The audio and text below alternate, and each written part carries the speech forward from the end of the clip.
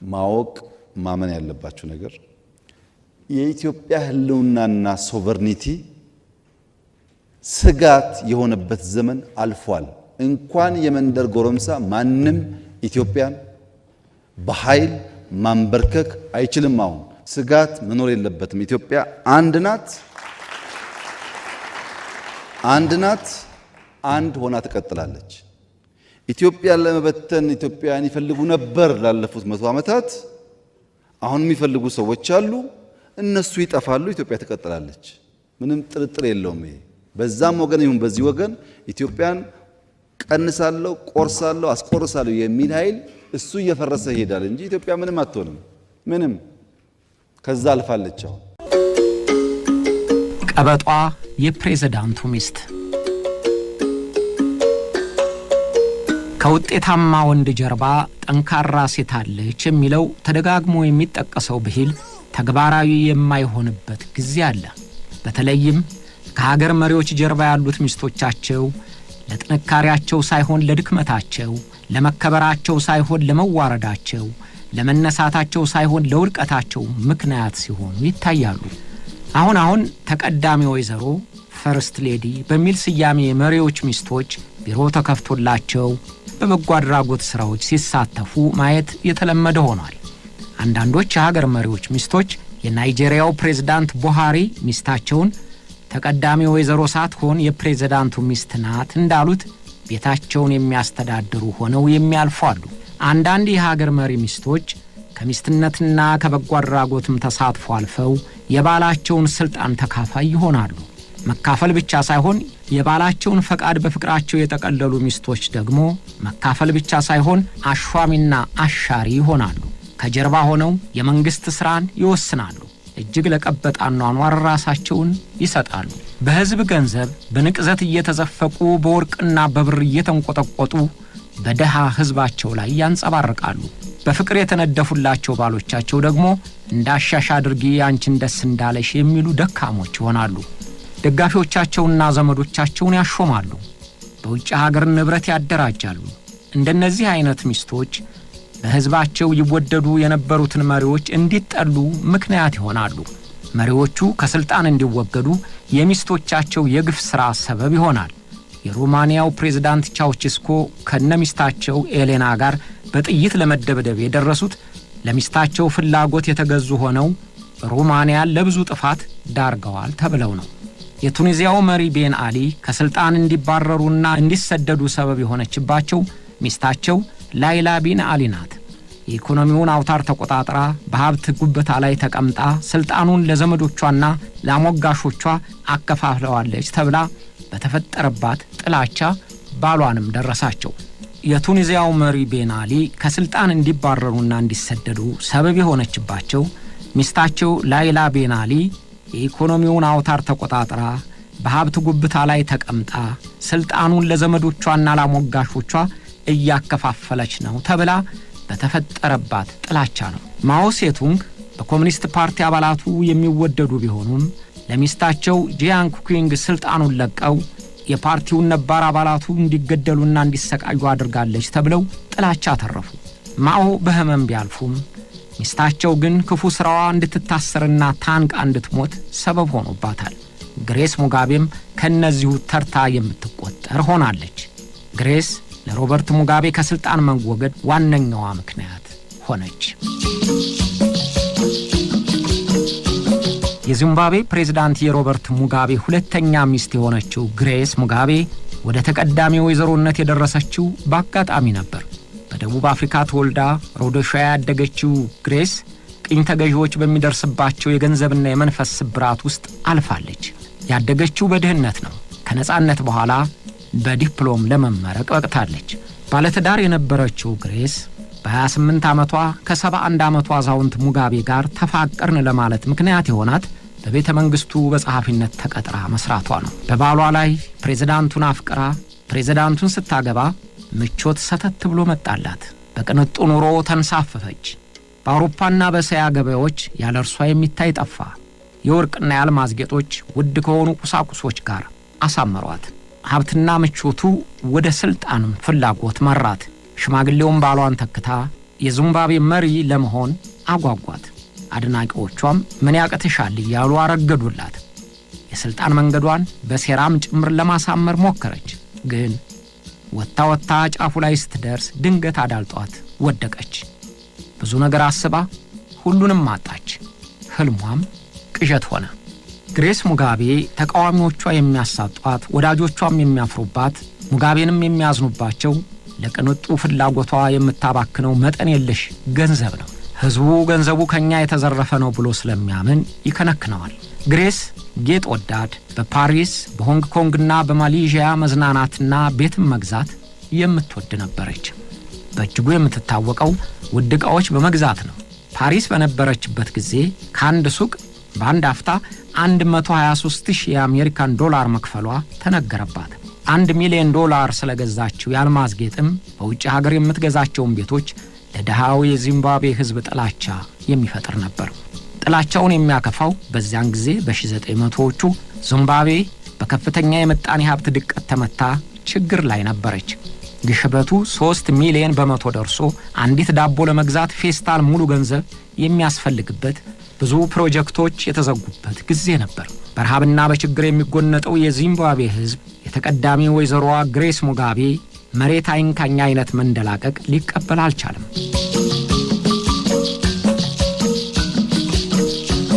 ፕሬዝዳንት ሮበርት ሙጋቤንና ግሬስ ለጋብቻ ያበቃቸው ፍቅር የተጀመረው በፕሬዝዳንቱ ቢሮ ግሬስ ጸሐፊ ሆና ከተቀጠረች በኋላ ነው። ግሬስ ባለትዳር ነበረች። የአየር ኃይል አብራሪውን መኮንን ስታንሊ ጎረሬዛን አግብታ ወንድ ልጅ ወልዳለች። 40 ዓመታት በዕድሜ የሚበልጧት ፕሬዝዳንት ሙጋቤም ባለትዳር ነበሩ። ባለቤታቸው ሳሊ በነጻነት ትግሉ የነቃ ተሳትፎ የነበራት፣ ከነጻነት በኋላም በተለያዩ የሥራ መደቦች በተለይም በበጎ አድራጎት ሥራዎች የተመሰገነ ተግባር መፈጸሟ ተነግሮላታል። አዛውንቱ ሮበርት ሙጋቤ ልክ አዛውንቱ ማኦ ሴቱንግ እንዳደረጉት በወጣቷ ውበት እየተሳቡ በታማሚዋ ሚስታቸው ምትክል ያደርጓት አሰቡ። ግሬስ ለደቡብ አፍሪካው ጋዜጠኛ ዳሎ ታምቦ ግንኙነታቸው እንዴት እንደተጀመረ ነግረዋለች። ወደኔ እየመጣ ስለ ቤተሰቦቼ ይጠይቀኛል። ስለ ህይወቴ፣ አግብተሻሎይ የመሳሰሉ ጥያቄዎችን ይጠይቀኛል። ጥያቄው ወደ አላሰብኩት አቅጣጫ እየመራኝ መሆኑን አላወቅኩም። በጣም አይናፋር ነበርኩ። ከፕሬዝዳንቱ ጋር መኖር የጀመርኩት በወጣትነቴ ነው። እርሱ ታጋሽ ነው። አሁን የሆንኩትን አይነት ሴት እንደሆነ ረድቶኛል ትላለች። ፕሬዝዳንት ሙጋቤም ሻይና ብስኩት እንድታመጣላቸው የሚፈልጉት ግሬስን ነበር። ጉዳዩ የሻይና የብስኩት ነገር አልነበረም፣ የመቃረቢያ ዘዴ ነበር። ሙጋቤ በወጣቷ ፍቅር ቢወድቁም ሁለት እንቅፋቶች ነበሩባቸው። አንደኛው የእድሜያቸው ልዩነት ነው። የ40 ዓመት ልዩነት ለመግባባትም የሚያስፈራ ለሰው አፍም የሚያስገባ ነው። ሌላው ሁለቱም ባለትዳሮች መሆናቸው ነው። ግን የተሾመና ባለገንዘብ አይቻለም ለተባሉ ችግሮች ሁሉ በኃይልም በመግባባትም መፍትሄ አያጣም። ሁለቱም ትዳራቸውን ረስተው ወሰለቱ። እንዲያውም በድብቅ ፍቅራቸው የመጀመሪያ ልጃቸውን ወለዱ። ፕሬዝዳንት ሙጋቤ ባለቤታቸው ሳላይ እንደታመመች ስለ ግሬስ ነግሪያት እንዳገባት ፈቅዳልኛለች ብለው ተናግረዋል። ባይፈቅዱስ ሀገር ከሚመራ ፕሬዝዳንት ጋር ምን ሊያደርጉ ይችላሉ? የግሬስ ባል ስታንሊም ከሚስቱን በማስገለል ዘዴ ያገኙለት። በቤጂንግ የዶክተሬት ዲግሪህን ተማር ተብሎ ተላከ። ትምህርቱን ሲጨርስም እዚያው ቻይና በዚምባብዌ ኤምባሲ ወታደራዊ አታሼ ሆኖ ተመደበ። ለረጅም ዓመታት እዚያው ሲሰራ ቆየ። እሱስ ቢሆን የታዘዘውን ከመቀበል በላይ ምን ምርጫ አለው? ሁለቱ ፍቅረኛሞች ፍቅራቸውን በድብቅ ጀምረው በአደባባይ ሚስጥር ከሆነ በኋላ ጋብቻ አልፈጸሙም። ሕጋዊ ጋብቻ የፈጸሙት ሁለተኛ ልጃቸውን ወልደው ተቀዳሚው ወይዘሮ ሳሊ ከሞቱ በኋላ ነው። የ74 ዓመቱ ሙጋቤ የ30 ዓመቷን ግሬስን ድል ባለ ድግስ አገቧት። በሰርጉ ላይ 4000 ታዳሚዎች ተገኝተዋል ይባላል። ኔልሰን ማንዴላን ጨምሮ የሀገርና የመንግስት መሪዎች ተጋብዘዋል። ልጅነቷን በድህነት ያሳለፈችው ግሬስ ወደ ሀብት ተራራ የወጣችው ይህን በመሰለ አጋጣሚ ነበር። ጋብቻው ወደ ሀብት ማማ ሰቀላት። ሀብቱ የፖለቲካ ፍላጎቷን ቀስቅሶ በስልጣን ደረጃ ከፍ አደረጋት። ተቀዳሚ ወይዘሮ የሴቶች ሊግ ሊቀመንበር፣ የምክትል ፕሬዝዳንት እጩ ሆነች።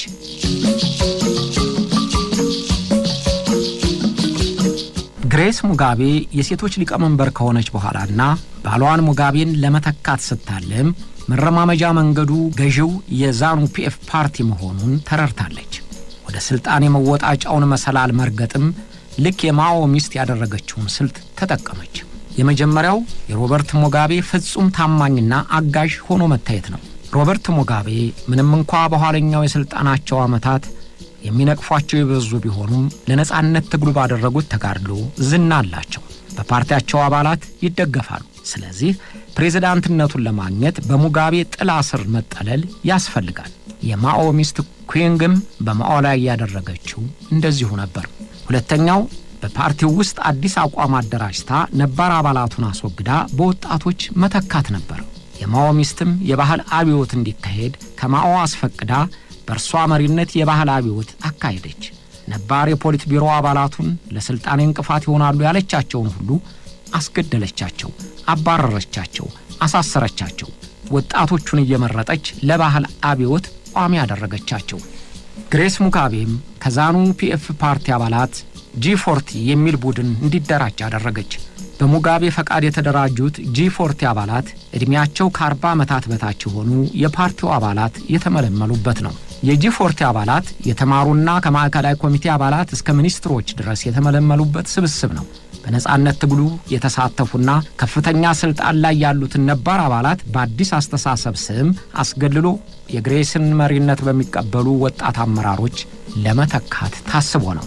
ከሙጋቤ ስልጣን መውረድ በኋላ እንደተነገረው ከሆነ ግሬስ የጂ40 አባላት እንዲሆኑ ያደራጃቻቸው ወጣቶች ለስልጣን የሚቋምጡ ስልጣንና የገንዘብ ጥቅምን አጣምረው ለመሰብሰብ የጋለ ፍላጎት ያላቸው እንደነባሮቹ ለሀገር ያበረከቱት አስተዋጽኦ ስለሌላቸው አንገታቸውን ደፍተው ለመታዘዝ የተመቹ በመሆናቸው ነው። እውነትም ስልጣንና ጥቅም የሚፈልጉ ሁሉ ከፍ ያለ አካዳሚክ ትምህርት ቢኖራቸውም አንገታቸውን ቀልሰው ለመታዘዝና የተባሉትን ለመቀበል አያንገራግሩም። የማኦ ሚስት ሆኑ ግሬስ ይህን ስለተረዱት በወጣቶቹ ስብስብ የባሎቻቸውን ስልጣን ለመረከብ ተጠቅመውበታል።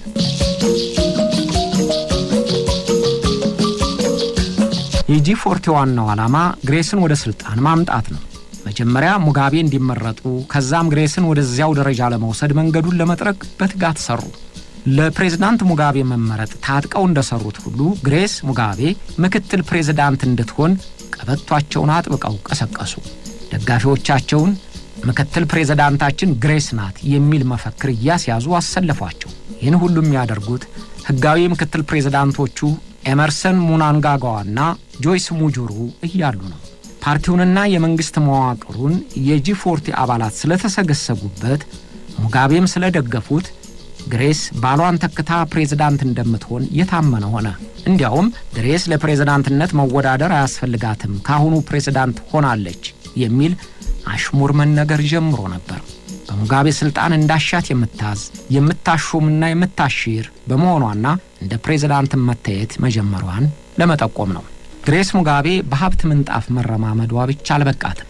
ስለዚህ የባሏን ትካሻ ታካ በትረ መንግስት የምትጨብጥበትን ዘዴ አሰበችበት። ሽማግሌው ባሏ ከ37 ዓመታት መሪነት በስልጣን ቢቆዩም በቃኝ ማለት አልፈለጉም። ስለዚህ በ93 ዓመታቸው ለምርጫ ውድድር እንዲቀርቡ ተዘጋጁ። በዚያ ዕድሜያቸው ፕሬዝዳንት ሆነው ለመቀጠል ከእርሳቸው በላይ የባለቤታቸው የግሬስ ሙጋቤ ፍላጎት እጅግ ከፍ ያለ ነበር። ምክንያቱም ሙጋቤ ቢመረጡ የምርጫ ዘመናቸውን እስኪያጠናቀቁ 98 ዓመት ይሆናቸዋል። እዚያ ድረስ በሕይወት እንደማይቆዩ ይታመናል። ቢቆዩ እንኳን አካላቸውና አእምሮአቸው ሀገር ቀርቶ ራሳቸውን ለማራመድ ያቀታቸዋል። በዚምባብዌ ሕገ መንግሥት ፕሬዝዳንቱ የምርጫ ዘመኑን ሳይፈጽም ከሞተ ወይም ለመምራት የማይችል ሆኖ ሲገኝ ምክትል ፕሬዝዳንቱ እንደሚተካው ይደነግጋል። ስለዚህ ግሬስ የምክትል ፕሬዝዳንትነቱን ኃላፊነት ከወሰደች ፕሬዝዳንት የመሆን ዕድሏ የሰፋ ይሆናል።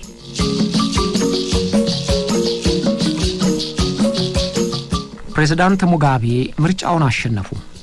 የጂ40 አባላት ባደረጉትም ከፍተኛ ቅስቀሳ እርጅና የሚስቀባቸው ሙጋቤ ተመረጡ። ተቃዋሚዎች ምርጫው ተጨበርብሯል ቢሉም አልተሰሙም። ለግሬስ ራዕይ አንደኛው ግዳጅ ተፈጸመ። ግን ለግሬስ የስልጣን ፍላጎት የሹህ አጥር ከፊቷ ተጋርጦ ነበር። ምክትል ፕሬዝዳንቷ ጆይስ ሙጁሩ ለ10 ዓመታት ያህል ምክትል ፕሬዝዳንት ነበረች።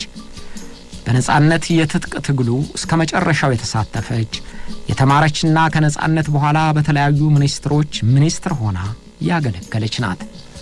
በፕሬዝዳንት ሙጋቤ አይን ሞገስ ያገኘች፣ በህዝቡም ዘንድ ስሟ በክፉ የማይነሳ ፕሬዝዳንቱንም ትተካለች የሚል ግምት የተሰጣት ነበረች። ግሬስ የጆይስ ነባር ታጋይነትና በትምህርት ዝግጅቷም በሌሎች ዘንድ ተቀባይነት ማግኘቷም ለምታልመው ስልጣን የማታልፈው ግድግዳ ይሆናል። ስለዚህ መፍትሄውን ማሰብ ነበረባት። ጆይስ ሙጅሩ መፈንቅለ መንግስት ለማድረግ አሲራለች። የነጻነቱን ውጤት ለማንኳሰስ ከነጮች ጋር ወዳጅ ሆናለች።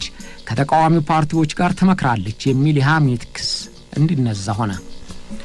ግሬስ ዋነኛዋ እንቅፋት ብላ የገመተቻትን ጆይስን ለማባረር በዚያን ጊዜ የፍትህ ሚኒስትር የነበሩትን የአሁኑን ፕሬዝዳንት ኤመርሰንንም ያድማው ተሳታፊ ያደረገቻቸው። ሐሜት እንደ እውነት ሆኖ በጂ40 አባላት እየተቀነቀነ በመንግስት ቁጥጥር ስር ያሉት እንደነ ሰንደይ ታይምስ ያሉት ጋዜጦች እያስተጋቡት መንግስት ለመገልበጥ ማሴሯ ተደረሰባት እያሉ ጻፉ።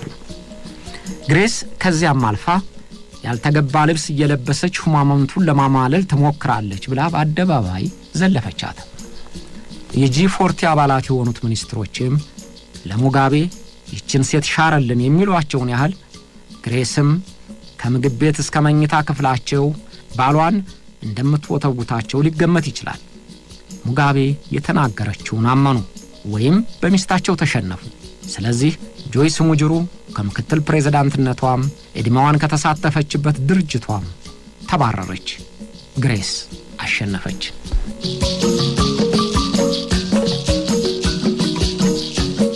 በጆይስ ሙጅሩ ምትክ ኤመርሰን ሙናንጋጓ ምክትል ፕሬዝዳንት ሆነው ተሰየሙ።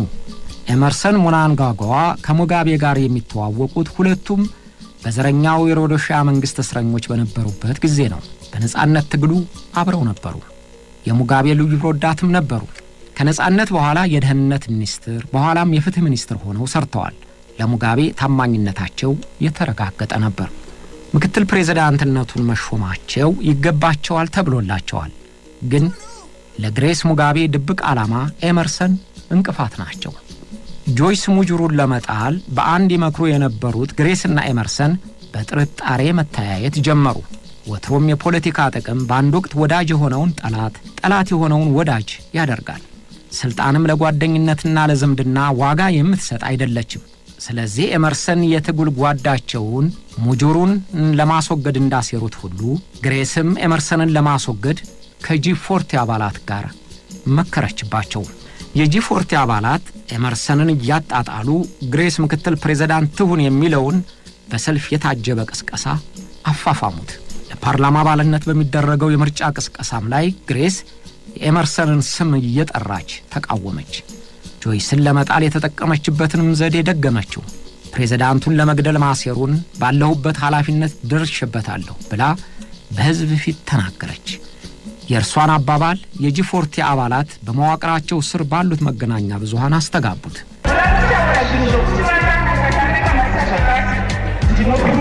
ኤመርሰን ፕሬዝዳንቱን በመፈንቅለ መንግስት ለማስወገድ ማሴሩን መረጃ አለኝ። ከፕሬዝዳንቱ ስልጣኑን ለመንጠቅ ይፈልጋል። ደፍሬ የምናገረው ባለኝ ኃላፊነት የማውቀው መረጃ ስላለኝ ነው። በዚህ የቅሬታ ግብግብ ላይ እንዳሉ በግሬስ እርሻ የተዘጋጀ አይስክሬም በልተው ክፉኛ ታመሙ። አስቸኳይ ወደ ደቡብ አፍሪካ ተወሰዱ። ሞቱ ተብሎ እስከ መወራት ቢደርስም ግን ዳኑ። የኤመርሰን መመረስ በቀጥታ ከግሬስ ጋር ተያይዞ ተወራ። ልትገድለው ነበር የሚለው ግምት ተሰራጨ። አጋጣሚው ለኤመርሰን ድጋፍ፣ ለግሬስ ሙጋቤ ግን ነቀፋ አስከተለባት። ግሬስ አስተባበለች። ህዝብ በተሰበሰበበት መድረክ እኔ ልትገድለው ነበር ተብያለሁ፣ ለመሆኑ እሱ ማነውና ነው ለመገደል የሚበቃው ስትል የሽሙጥ ማስተባበያ ሰጠች። የኤመርሰን ከስልጣን መውረድ በሙጋቤ ዘንድ የሚታመን ሆነ። በኤመርሰን ጉዳይ እየተሰደብሁ ነው፣ እሱን መሾሜ ተሳስቼ ከሆነ ስተቴን ተቀብዬ ሽረዋለሁ ብለው ሮበርት ሙጋቤ ተናገሩ። ሙጋቤ ማን እንደሰደባቸው አልገለጹም። ለህዝብ አስተያየትም ቁብ የሚሰጣቸው አልነበሩም። ግን ምክትል ፕሬዝዳንቱን ኤመርሰንን ለማስወገድ የሚስታቸውንም ፈቃድ ለመፈጸም ስለፈለጉ እሽረዋለሁ አሉ። ኤመርሰን ህመማቸው እንድነው ሐራሬ ከገቡ ጥቂት ቀናት በኋላ የሽረት ደብዳቤ ደረሳቸው። ከምክትል ፕሬዝዳንትነታቸው ከፓርቲው ፖሊት ቢሮ አባልነታቸው መነሳታቸውና አጃቢዎቻቸውም እንዲነሱ የመታዘዙ ደብዳቤ ደረሳቸው። ኤመርሰን ሙናንጋጓ ከዚያ በኋላ መታሰር እንደማይቀርላቸው ገምተው ራሳቸውን በመነጽርና በልብስ ለውጠው 10 የሚሆኑ አጃቢዎቻቸውን ይዘው ወደ ሞዛምቢክ ሸሹ። ለጊዜውም ቢሆን ግሬስ አሸነፉ። ግሬስ ሙጋቤ የፕሬዝዳንትነቱ ስልጣን በሩን ከፍቶ የተቀበላቸው መሰላቸው። ከዚያ በኋላ ምክትል ፕሬዝዳንትነቱን ይዘው የባላቸውን ዕድሜ ወይም ፈቃድ መጠበቅ ነው። በትምህርት ዝግጅታቸውን ብቃታቸውን ለማሳየት ከሐራሬ ዩኒቨርሲቲ የዶክተሬት ዲግሪ ወሰዱ። አገኘሁት የሚሉት የዶክተሬት ዲግሪ በዩኒቨርሲቲው በተመዘገቡ 3ኛው ወር ላይ ያገኙት ነው። ፒኤችዲ በ3 ወር። በኋላ በሙስና ኮሚሽን ተመርምሮ እንደተረጋገጠው በ3 ወራት ዲግሪ ያገኙት ከዩኒቨርሲቲው ምክትል ፕሬዝዳንት ጋር ተመሳጥረውና በሐሰት ነው። የዩኒቨርሲቲው ምክትል ፕሬዝዳንት እንደዚህ ያለ ነውረኛ ተግባር የፈጸመው በጥቅም ተደልሎ ይሁን ወይም ማስፈራርተውት ይሁን አልተገለጸም። ግን ከስራው መባረሩ ተዘግቧል። ዲግሪውም ተሽሯል። ደጋፊዎቿ በአደባባይ ሲወጡ ዶክተር ግሬስ ምክትል ፕሬዝዳንታችን ማለትንም ለመዱት። እንዳሙዛ ኩቱርኩኝ ፓሽ ካውኮንት ኢኔማ አቺንጎሰገረና ዣኬ ሁልጊዜም ሁሉም ነገር እንዳሰቡት ይፈጸማል ማለት አይደለም። የህይወት ፍሰት በተለያዩ አቅጣጫዎች የሚፈስ ስለሆነ አንዱን ቢያግዱት በሌላው በኩል ጥሶ ሊወጣ ይችላል።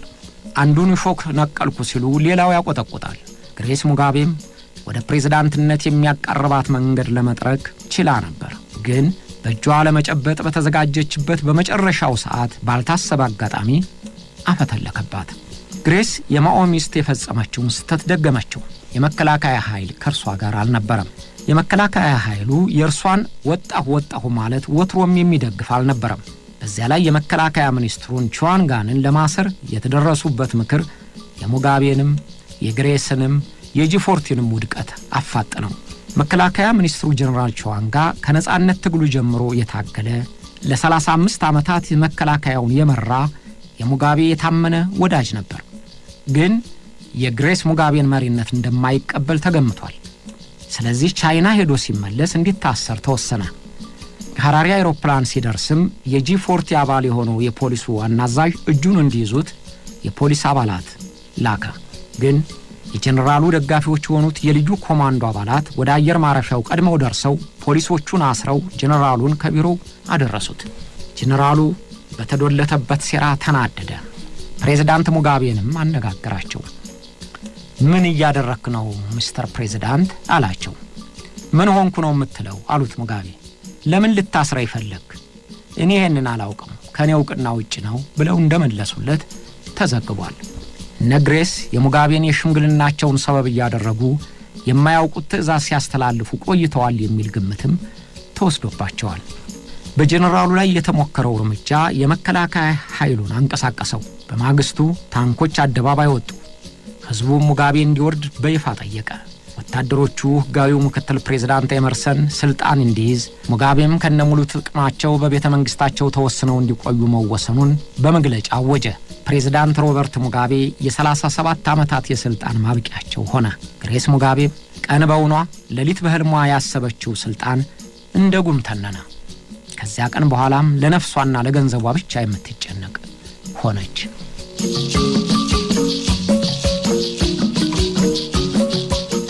ግሬስ ሙጋቤ ደርሳ ግንፍል የሚያደርግ ቁጣ የሞላበት ባህሪ ነበራት። እንዲህ ነው ተብሎ ምክንያት በማይቀርብበት በቁጣ ጦፋ ልማታ ትላለች፣ ትቆጣለች። እንዲህ ያለው ባህሪዋ ገንዘብና ስልጣን ያጫኑባት እንጂ የቀድሞ ባህሪዋ እንዲህ አልነበረም ይላሉ እናውቃታለን የሚሉት ሰዎች። አንዳንዶች ጥጋበኛነት የሚያስከትለው የባህሪ ለውጥ አድርገው ይቆጥሩባታል። አንድ ጊዜ ሆንግ ኮንግ ሄዳ በነበረበት ጊዜ ለታይም መጽሔት የሚሰራው ፎቶግራፍ አንሺ በሆቴሏ እንዳለች ፎቶግራፍ አነሳት። ለምን አለፈቃድ ያነሳይ ብላ ከአጃቢዋ ጋር ደበደበችው። በጣታው ላይ ያደረገችው የአልማዝ ቀለበት ፊቱን ቀረደደው። ይሁንና ባላት ያለመደፈር መብት ቻይና የተጎጂውን ክስ ሰምታ ተጠያቂ ልትላት አልቻለችም። ምንም ሳትል አሰናበተቻት። በጆሃንስበርግም ተመሳሳይ ድርጊት ተፈጽሟል።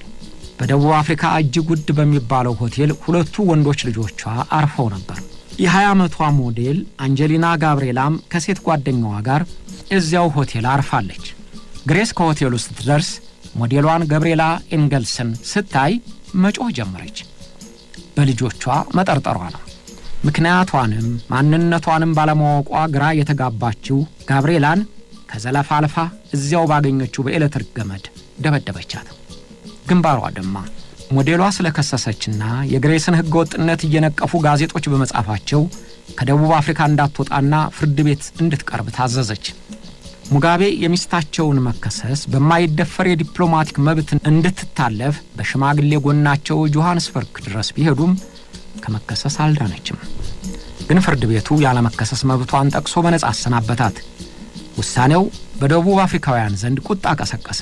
የፍርድ ቤቱን ውሳኔ ተቃውመውም ሰልፍ ወጡ። ግሬስ ኢዝ ዲስግሬስ እያሉ ጮሁ። እንግሊዝም በወንጀል ተግባር እጅ ከፈንጅ ተያዘችውን የወንጀል ተጠርጣሪ ፍርድ ቤቱ በመልቀቁ አዝና መግለጫ በመስጠቷ መገናኛ ብዙሃን መነጋገሪያ ያደረጉት። ምንም እንኳን ግሬስ በወንጀሉ ባትጠየቅም የፖለቲካ ፍላጎቷን ለማንኳሰስና ለማሳጣት ጥላቻም ለመፍጠር ለተቃዋሚዎቿ ተመቻቸው። በህዝብ ገንዘብ የምትቀናጣው የፕሬዝዳንቱ ሚስት በየሀገሩ እየሄደች እንደ ዱርዬት እየተደባደበች ውርደት አመጣችብን እያሉ ተቿት። የዚምባብዌ ዜጎች የሚላስ የሚቀመሳተው የግሬስ ልጆች ግን በውጭ ሀገር ውድ ሆቴሎች ይንፈላሰሳሉ እያሉ ተቃወሟት። የመደብደብ ተግባሩ ወትሮም ለግሬስ ውዴታ ለሌላቸውና በንቅዘት ለሚኮሷት ተቃዋሚዎቿ የህገ ወጥነቷ ማረጋገጫ አደረጉት። ደጋፊዎቿ የጂ40 አባላት ጭምር በእንደዚያ ያለ አሳፋሪ ተግባር ስሟ በመነሳቱ ተናደዱባት።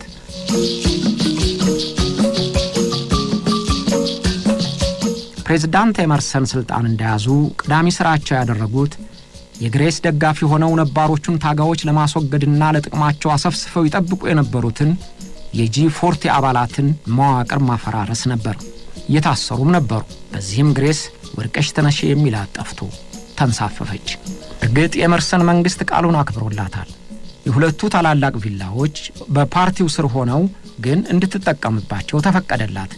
ሌሎች ንብረቷ አልተነኩባትም። ስለዚህ የምቾት ኑሮዋ አልተፋለሰም።